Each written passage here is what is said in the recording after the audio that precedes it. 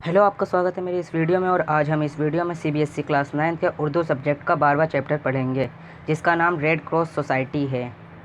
हम इस वीडियो की शुरुआत रेड क्रॉस सोसाइटी के सबक के खुलासे से करेंगे, क्योंकि इसमें इसके राइटर के बारे में नहीं लिखा हुआ है। और आप सबक के खुलासे को बार बार रिपीट करके देखते रहिएगा, क्योंकि पेपर में सबक का खुलासा पूछ लिया जाता है, इसलिए आप इसे बार बार रिपीट करके देखेंगे तो आपको याद हो जाएगा। चलिए अब सबक का खुलासा शुरू करते हैं। जोड़ लाल निशान रेड क्रॉस सोसाइटी की अलामत बन गया। यानी कि जोड़ का जो लाल निशान है, जो मतलब हॉस्पिटल से इसका भी निशान होता है, वो रेड क्रॉस सोसाइटी का भी निशान है। रेड क्रॉस सोसाइटी की एक ऐसी आलिम तंजीम जो तमाम दुनिया में खिदमत खल्क में मसरूफ़ है। यानी कि रेड क्रॉस सोसाइटी जो है वो एक ऐसी सोसाइटी है जो दुनिया भर में है, मतलब विदेशों में हर जगह है वो सोसाइटी। और वो दुनिया भर के मतलब जैसे उन खिदमत करती रहती है लोगों का। यानी कि लोगों को जैसे कि कुछ लोग बीमार हो जाते हैं, उनका इलाज करना, जख्मी लोगों का इलाज करना, ये सब। फ्रांस ने अपने दोस्त ममालिक की मदद से ऑस्ट्रिया पर हमला किया। यानी कि फ्रांस ने अपने दोस्त मुल्कों के साथ मिलकर ऑस्ट्रिया पर हमला कर दिया। बड़ी खूरेज जंग थी। बड़ी खूरेज जंग, खूरेज माने खून बहाने वाली, मतलब बहुत खून बहाने वाली जंग थी। ये लड़ाई सिर्फ चंद घंटे ही चली, लेकिन इसमें 40,000 सिपाही मारे गए। यानी ये जो लड़ाई है वो कुछ चली, लेकिन इसमें 40,000 सिपाही मारे गए थे। इन दिनों सल्फरेनियो में फ्रांस के किसी बैंक का एक ओहदेदार हेनरी डोमान भी मौजूद था। यानी कि इन दिनों जो है एक सल्फरेनियो में फ्रांस के किसी बैंक का ओहदेदार था हेनरी डोमान, वो भी मौजूद था। वो शहंशाह नेपोलियन से मिलने सल्फरेनियो गया था। यानी वो जो है हेनरी डोमान, वो उस वक्त शहंशाह नेपोलियन से मिलने गया था। डोमान को अल्जायर में अपने कैंपों में पानी का माकूल इंतज़ाम करना था। यानी कि डोमान जो था उसे अपने जो उसके हिस्से के कैंप थे उसमें उसे पानी का इंतज़ाम करना था कि पानी की कमी ना हो उसमें, जिसके लिए वो नेपोलियन से मिलकर ख़ास सहूलियात हासिल करना चाहता था। यानी वो उसी से ताल्लुक़ बात और सलाह लेने नेपोलियन के पास गया था। लेकिन डोनान जब जंग को ये तबाहकारियाँ देखी तो अपने काम भूल बैठा। यानी डोनान ने जब ये जंग देखी और उसमें लोगों को मरते हुए उसके ये तबाही देखी, तो वो अपना काम, मतलब कि उसका पानी का जो काम था वो उसे भूल गया। अब उसके सामने एक ही मकसद था कि किसी तरह उन ज़ख्मियों और तड़पते हुए लोगों को बचाया जाए। अब उसके सामने सिर्फ एक ही मकसद था कि अब वो जो ज़ख्मी हैं, जो लड़ते वक्त में ज़ख्मी हो रहे हैं, और तड़पते हुए लोगों को बचाया जाए, उनकी जान बचाई जाए। इसी मकसद के लिए वो फ़ौरन सल्फरेनो की समत रवाना हो गया, और इसी मकसद के लिए वो तुरंत ही सल्फरेनो की तरफ रवाना हो गया। वहाँ उसने करीब के गांव के लोगों से मुलाकात की और इंसानियत और भाईचारे का वास्ता देकर इस बात पर राज़ी कर लिया कि जंग से मुतासिर लोगों की मदद की जाए।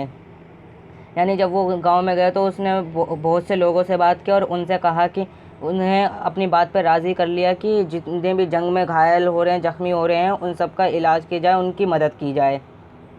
उसने लोगों को हम सब भाई हैं का नारा दिया। यानी कि ये हेनरी डोनान जो था उसने जो हम उन सबको हम सब भाई हैं इसका नारा दिया था। उसके साथ 3 अफराद हो गए, उसमें कुछ औरतें भी थीं। यानी उसके साथ जो है उसमें जो उसने वो बनाई थी लोगों की मदद करने के लिए, उसमें कुछ औरतें भी थीं। मैदान जंग हज़ारों ज़ख्मी सिपाही भूखे प्यासे और ज़ख्मी हालत में पड़े हुए थे। मैदान जंग में मतलब जहाँ पे जंग हो रही थी उस मैदान में हज़ारों सिपाही ज़ख्मी होकर भूखे प्यासे ऐसी ज़ख्मी हालत में वहाँ पड़े हुए थे। डोनान और उसके साथियों ने उनकी मरहम पट्टी की और उन्हें इब्तदाई तबी इमदादी सिपाहियों को उठाकर करीब देहातों में ले जाया जाता और वहाँ उनका इलाज किया था। यानी डोनान और उसके साथी जो भी थे, जो उनकी मदद कर रहे थे, उन्होंने उन सबकी मरहम पट्टी की और उनके इलाज के लिए वो करीब के गांव में उन्हें ले जाया जा रहा था। और 1861 ईस्वी में डोनान ने एक किताबचा लिखा सल्फरेनो की याद में। यानी 1861 ईस्वी में डोनान ने एक अपना किताबचा यानी किताब लिखी जिसका नाम था सल्फरेनो की याद में, और उसकी हज़ारों कॉपियाँ पूरे यूरोप में मुफ्त तकसीम की। और उसकी जो हज़ारों कॉपियाँ हैं वो पूरे यूरोप में डोनान ने फ्री में मुफ्त में बांटी, जिससे पूरे यूरोप में तहलका मच गया।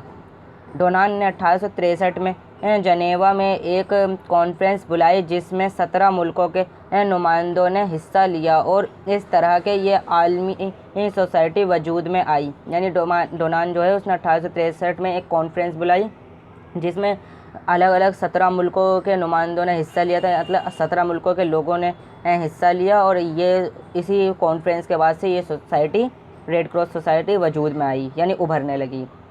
और आज ये सोसाइटी सारी दुनिया में खिदमत खलक अंजाम दे रही है। और ये जो सोसाइटी है आज पूरी दुनिया में है, यानी कि हर मुल्क में, ज़्यादातर मुल्कों में ये सोसाइटियाँ हैं और वहाँ पे लोगों की खिदमत कर रही है। चलिए अब हम अल्फाज मायने पढ़ते हैं। पहला अल्फाज है मखसूस। मखसूस माने ख़ास। दूसरा है खोरेज़। खोरेज़ हमने जैसे पहले पढ़ा था, खून बहाने वाला। अटा पड़ना, भरा होना, माकूल, मुनासिब।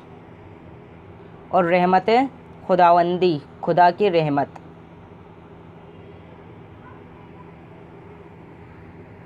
अगला अल्फाज है तबाहकारी। तबाहकारी का है तबाही या फिर बर्बादी। खाक व खून, मिट्टी और खून। खाक व खून का होता है मिट्टी और खून।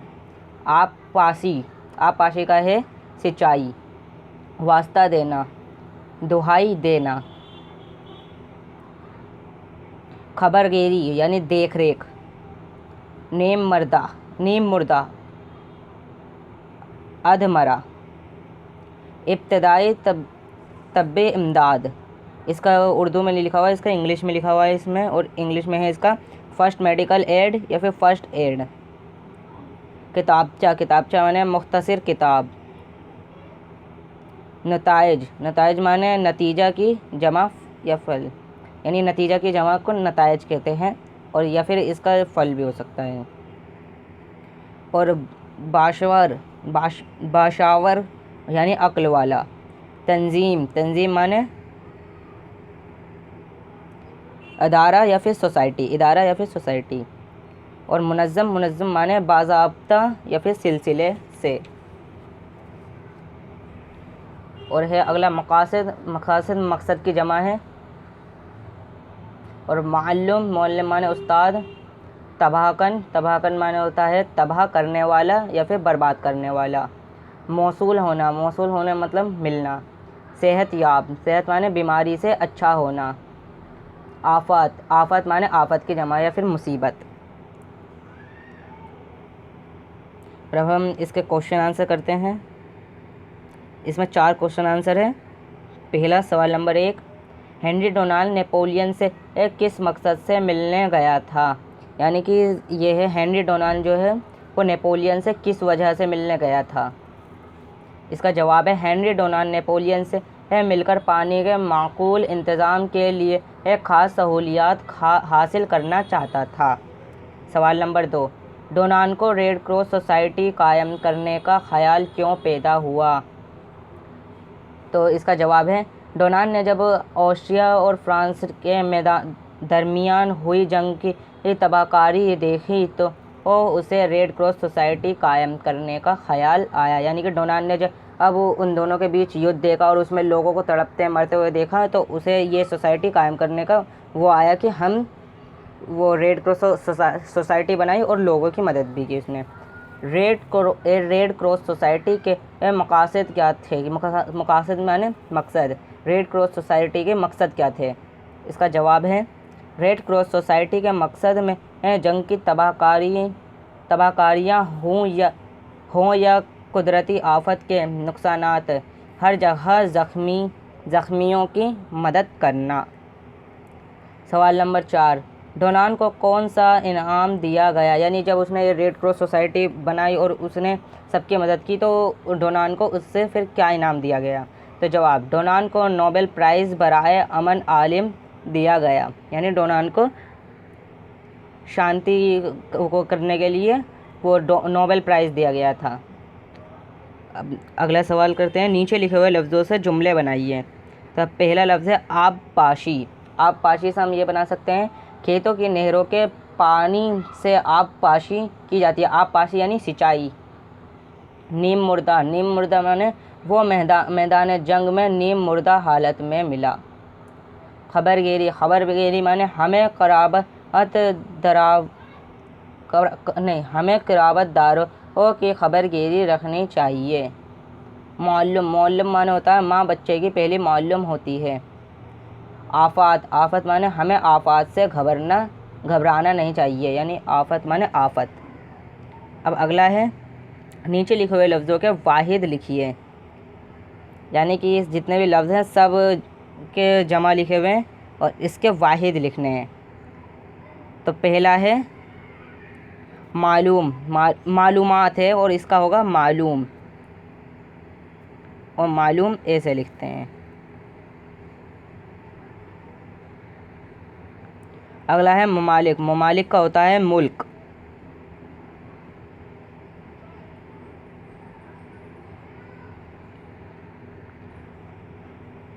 अगला है नतायज, जैसे हमने पहले बताया था इसका होता है नतीजा।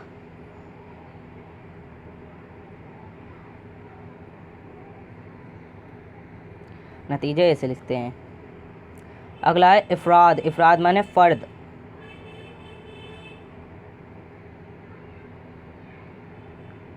अगला है मकासद का हमने पहले भी बताया था, इसका होगा मकसद।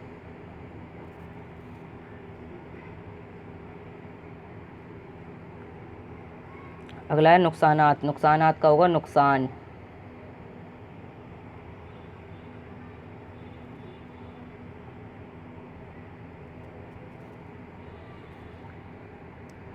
अगला खतूत।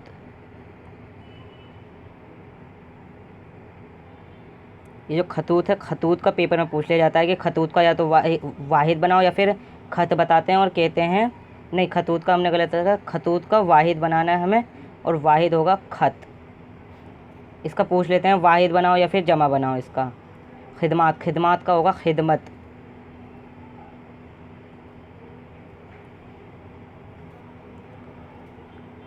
अगला है आफत का जैसे हमने दो तीन बार पढ़ा है इसमें आफत।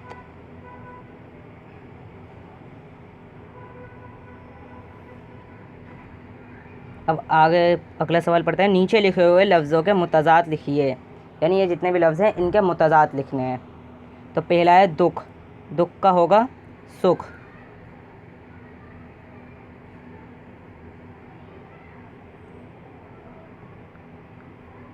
और अगला है ज़िंदगी का होगा मौत।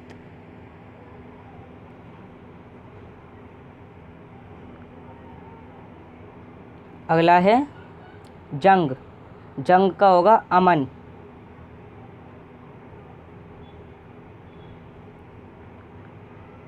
और अगला है मुर्दा यानी मरा हुआ, और मुर्दा का होगा जिंदा थोड़ा वो हो गया तो फिर से लिखते हैं जिंदा।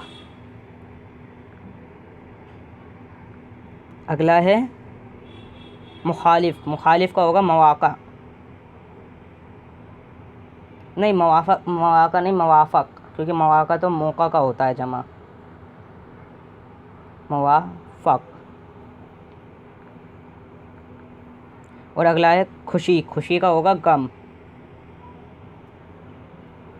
गम ऐसे लिखते हैं। अब अगला है इमली काम। अपने इलाके में मौजूद रेड क्रॉस सोसाइटी के दफ्तर में जाकर उसके इंतज़ाम की तफसील जानिए और उसे मज़मून के शक्ल में लिखिए। यानी कि आपका पास में जो भी रेड क्रॉस सोसाइटी का दफ्तर हो उसमें जाना और वो जो इंतज़ाम करते हैं उसके बारे में जानना है और इसके बारे में लिखना है।